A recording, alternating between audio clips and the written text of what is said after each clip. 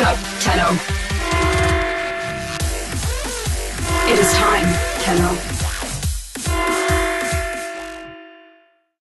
Incoming audio transmission.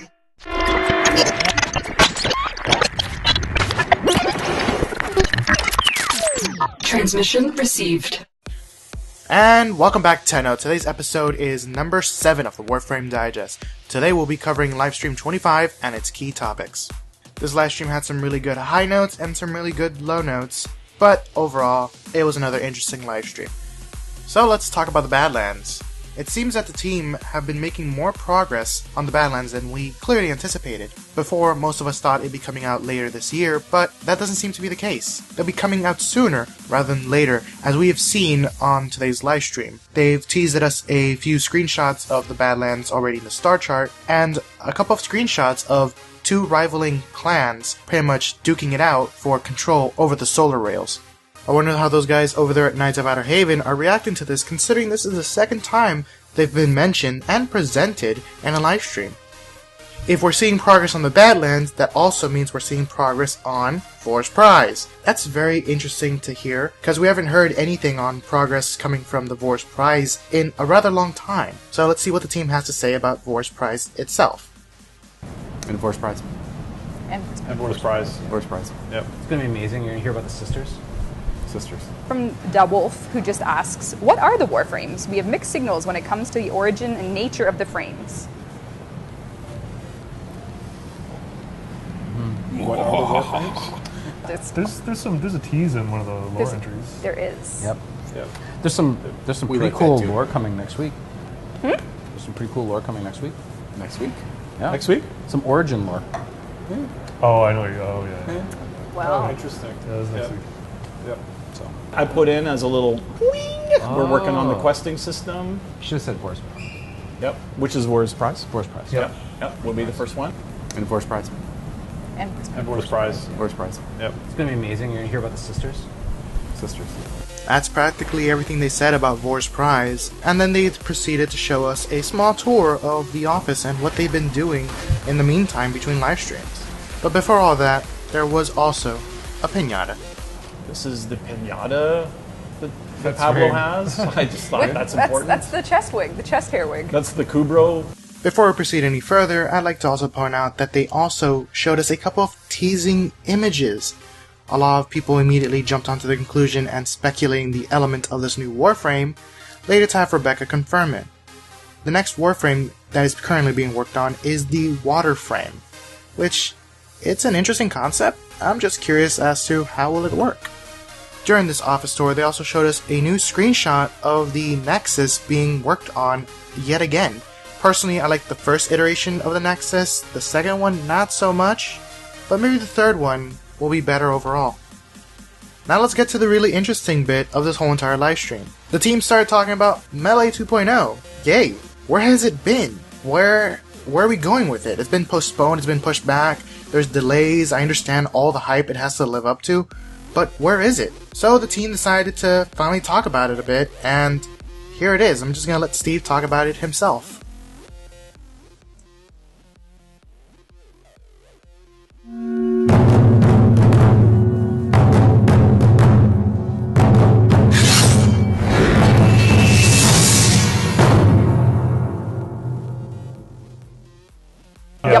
There is a new mod slot that is going into melee weapons. Okay. Like the Aura slot was in the Warframe. Okay. This is a new slot exclusive for a mod type called a stance mod.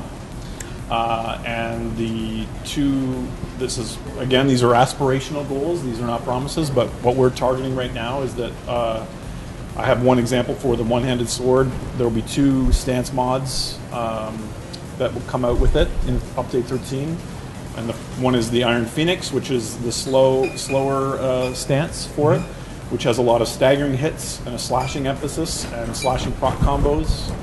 And then the other stance for the one-hand sword is the Crimson Dervish, which has a lot of fast hits, a lot of puncture procs, and a few staggering combos. Wow.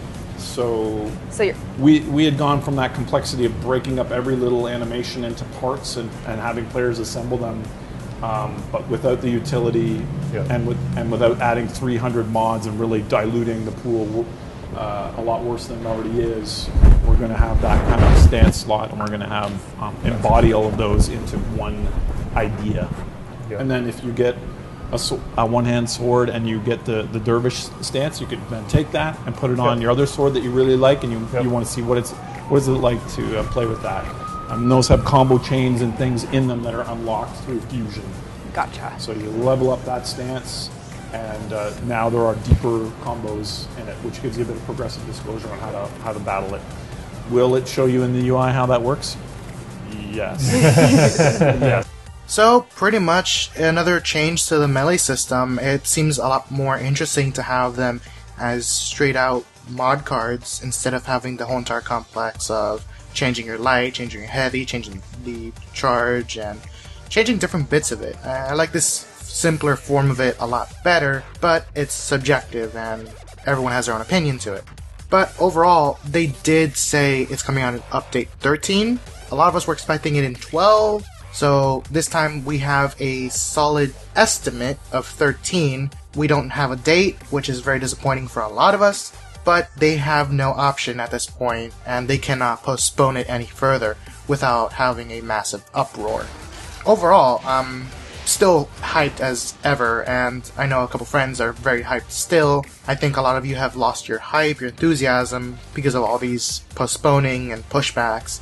But we gotta keep in mind, we, the community, did overhype it, and they kinda had a guilt trip and they wanted to make it better for everyone. So, win-win? I don't know. And last but not least, what type of livestream would this be without some concept art at the end of the stream? These images were taken straight from over the shoulder of these devs and provided to us courtesy of Steve. I'm still excited to see what is coming down the road for the game. I'd like to see a roadmap sometime in the future so we have a better general understanding of the game, but we just have to deal with what they're giving us in a bi-weekly dose. So that pretty much does it for today's livestream episode 7. Hope you guys enjoyed it. Like, comment, subscribe, do all the good things. So, remember guys, have fun, take it easy, and see you guys in game.